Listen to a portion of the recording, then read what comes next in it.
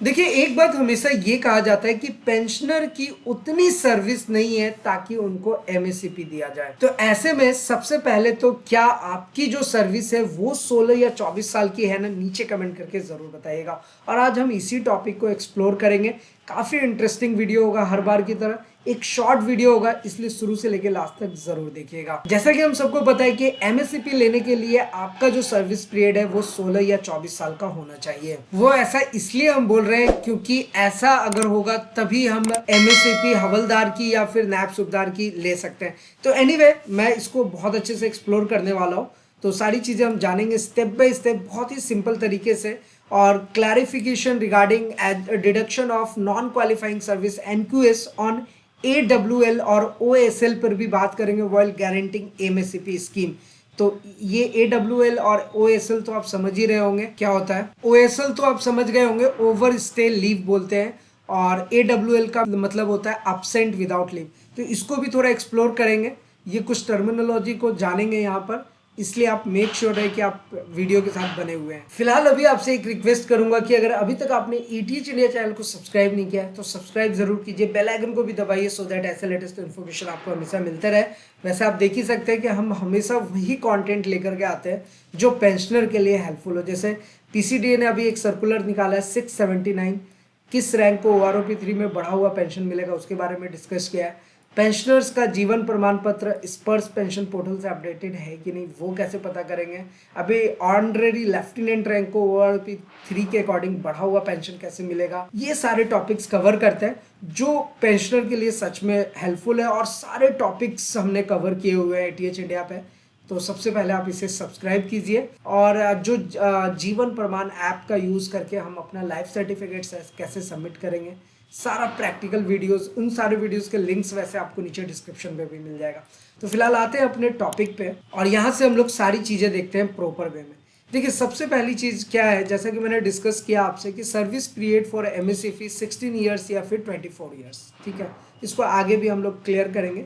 MSCP लेने के लिए आपकी सर्विस पीरियड 16 साल या 24 साल की होनी चाहिए, यहाँ तक तो क्लियर है। OSL AWL पर एमएससीपी नहीं दी जाती है रिकॉर्ड से भी। अब जाहिर सी बात है कि आपका 16 साल या 24 साल से सर्विस पीरियड कुछ कम हो गया, ठीक है, और आपने रिकॉर्ड को लेटर लिख दिया कि ठीक है मुझे एमएससीपी मिलना चाहिए, कुछ मेरा कुछ केस था OSL या AWL का, कुछ दिन ही कम रह गए थे। तो आपको रिकॉर्ड से पता है क्या रिप्लाई आएगा। ये मैं इसलिए सारे वीडियोस इस तरह के बनाता हूँ ताकि आप अपडेटेड रहें, पेंशनर को कोई समस्या ना हो।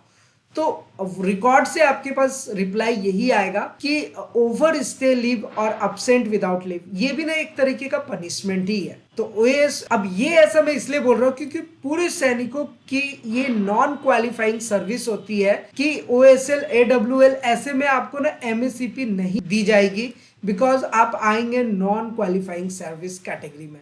तो अब ऐसे में अगर आपने रिकॉर्ड को लेटर भी लिख दिया ना कि मेरा कुछ दिन ही कम हो रहा है, तो भी आपको रिकॉर्ड से रिप्लाई यही आएगा कि आप नॉन क्वालिफाइंग सर्विस के कैटेगरी में आते हैं, तो आपको एमएससीपी नहीं दी जाएगी। तो ये ओवर स्टे लीव और एब्सेंट विदाउट लीव क्या है, तो ये मैं एक बार आपको उसका पूरा नोटिस भी पढ़ाने वाला हूँ, लेकिन पहले इसे आप समझ गए होंगे अच्छे से कि पूर्व सैनिक की नॉन क्वालिफाइंग सर्विस होती है जैसे कि OSL और AWL, ऐसे में आपको एमएससीपी नहीं दी जाएगी। तो यहाँ तक तो आपको ये चीजें क्लियर हो गई होंगी एमएससीपी क्यों, किस केस में आपको ये नहीं दिया जाता है। हालांकि एक मैं आपको अपडेट यहाँ पर दे दूं, आज के टाइम पर अगर देखा जाए तो वैसे आर्मी हेडक्वार्टर के सामने ऐसे बहुत सारे केस उठाए गए हैं ताकि नॉन क्वालिफाइंग सर्विस वालों को भी एमएससीपी दिया जाए। अब नॉन क्वालिफाइंग सर्विस कहने का मतलब क्या है कि आपकी उतनी सर्विस नहीं है ताकि आपको एमएससीपी दी जाए, जितनी आपकी सर्विस होनी चाहिए उससे कम है आपकी सर्विस। एग्जाम्पल के लिए मान लीजिए कि आप 16 साल के कैटेगरी या 24 साल वाले में आ रहे थे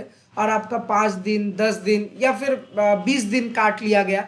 तो ऐसे में क्या होता है ना कि हम सोचते हैं कि चलिए जो 5-10 दिन कट गए AWL और OSL को लेकर के, तो हम रिकॉर्ड को लेटर लिख देंगे, और ये जो ओवर स्टे लीव वाला या अब्सेंट विदाउट लीव वाला प्रॉब्लम है तो वो सॉर्ट आउट हो जाएगा। तो मैंने आपको पहले ही बोल दिया कि रिकॉर्ड क्या है कि वो आपको यही भेजेगा कि आप नॉन क्वालिफाइंग सर्विस के कैटेगरी में आते हैं तो आपको एमएससीपी नहीं दी जाएगी। मतलब सीधा सीधी कहने का मतलब ये है कि जितनी आपकी सर्विस होनी चाहिए उतनी नहीं है, उससे कम है, अब आप इसमें एलिजिबल नहीं है। अब जैसे कि आपको ऑलरेडी हमने एटीएच इंडिया के चैनल पे सब कुछ बता रखा है एमएससीपी के बारे में भी, तो एज वी नो कि एमएससीपी लेने के लिए 16 साल या 24 साल पूरे होने चाहिए अगर हमें एमएससीपी हवलदार की पेंशन चाहिए या फिर नायब सूबेदार की चाहिए। तो ये तो क्राइटेरिया ही बना हुआ है, ये तो पूरा फुलफिल होना ही चाहिए।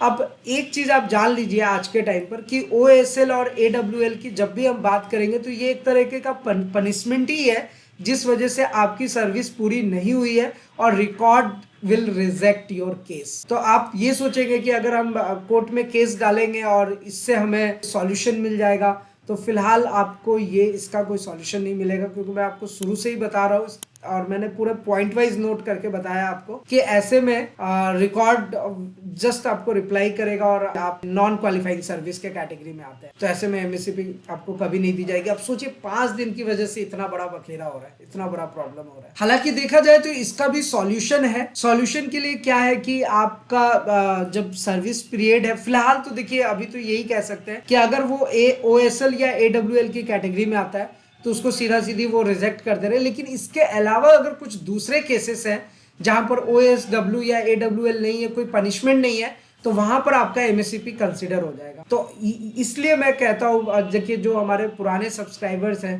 वो तो ऑलरेडी एक्सपर्ट हैं अपने फील्ड के और वो हमारे साथ बहुत सारी चीजें शेयर भी करते हैं, एडवाइस भी देते हैं, अपना राय विचार भी करते हैं हमारे साथ। और जो लेकिन हमारे नए सब्सक्राइबर्स आ रहे हैं, नए व्यूअर्स आ रहे हैं, उनसे मैं ज़रूर रिक्वेस्ट करूंगा कि आप एटीएच इंडिया चैनल को सब्सक्राइब कीजिए।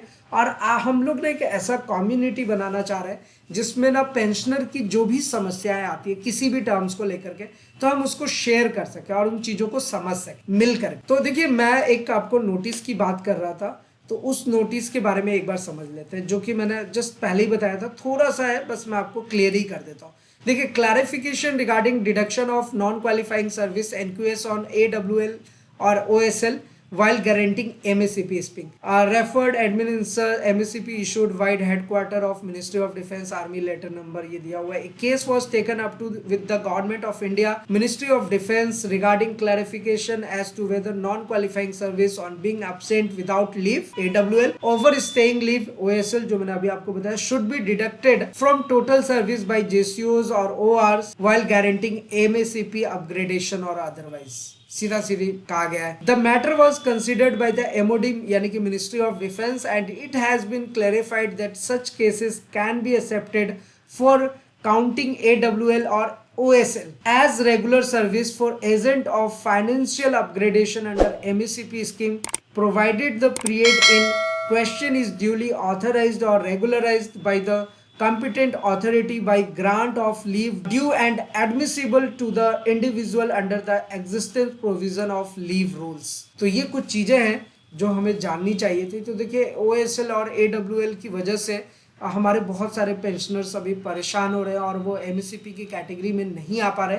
लेकिन मैं ये ज़रूर कहूँगा कि आप जागरूक बनिए। आपका चाहे OSL और AWL का केस नहीं है तो 110% आपको MECP मिलेगा, बस आपको रिकॉर्ड को लेटर लिखने की ज़रूरत है। और अगर रिकॉर्ड फिर भी नहीं सुनता तो हम डायरेक्ट कोर्ट में केस कर सकते हैं। और कैसे कोर्ट केस प्रोसेस करेंगे ऑलरेडी हमने एटीएच इंडिया के चैनल पर आपको बताया हुआ है। दूसरी बात यह है कि अगर आपका AWL और ASL का ही केस है तो ऐसे में अगर आपको नहीं मिल रहा तो इसमें हम लोग क्या कर सकते हैं कि इसका भी सॉल्यूशन है। थोड़ा सा आप वेट कीजिए, अगर इसके ऊपर एक अपडेट अभी अगर कुछ आता है तो मैं आपको बताऊंगा ही। हालांकि आप रिकॉर्ड को लेटर लिख सकते हैं या फिर आप डायरेक्टली कोर्ट में केस कर सकते हैं, तो यहाँ पर आपको इसका बेनिफिट देखने को मिल सकता है। अब देखते हैं क्या होता है इसके अकॉर्डिंग।